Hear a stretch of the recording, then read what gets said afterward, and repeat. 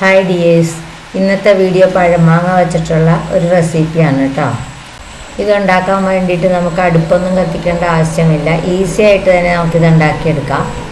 ഇത് നമുക്ക് വേണമെങ്കിൽ ചോറിൻ്റെ കൂടെ പോലും കഴിക്കാം കേട്ടോ. അത്രയ്ക്ക് രുചിയുള്ളൊരു റെസിപ്പിയാണ്.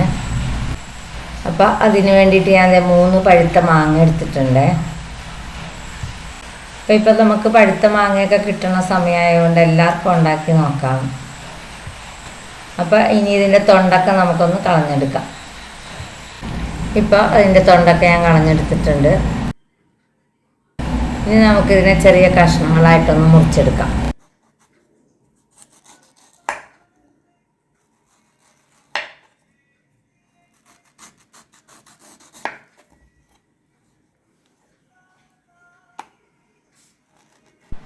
അപ്പോൾ ഈ വീഡിയോ കണ്ടുകൊണ്ടിരിക്കുമ്പോൾ ഒന്ന് ലൈക്ക് ചെയ്യാനും കമൻറ്റ് ചെയ്യാനൊന്നും മറക്കരുത് കേട്ടോ. ഒന്ന് സപ്പോർട്ട് കൂടി ചെയ്യണേ.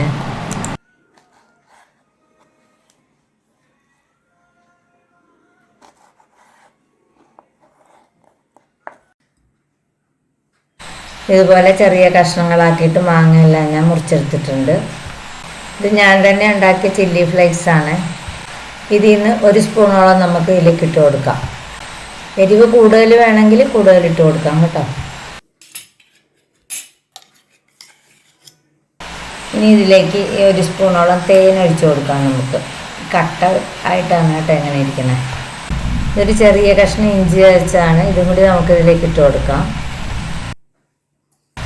ആവശ്യത്തിന് ഉപ്പും കൂടി ഇട്ട് കൊടുക്കാം.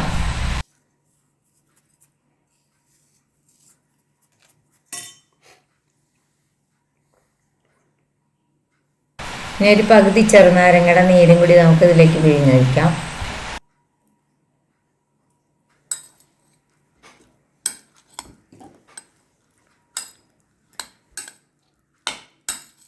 ഇനി ഇതെല്ലാം കൂടി നമുക്ക് നന്നായിട്ടൊന്ന് മിക്സ് ചെയ്യാം.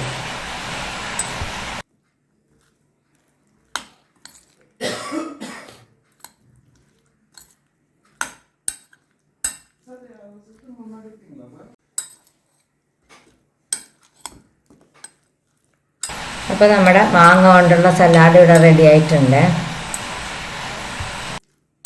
ഇത് നമുക്ക് വെറുതെ കഴിക്കാനും ചോറിൻ്റെ കൂടെയൊക്കെ കൂട്ടി കഴിക്കാനും ഒക്കെ നല്ലതാണ് കേട്ടോ. അപ്പോൾ ഇന്നത്തെ വീഡിയോ ഇത്രയേ ഉള്ളൂ. ഇനി അടുത്ത വീഡിയോ കാണാം.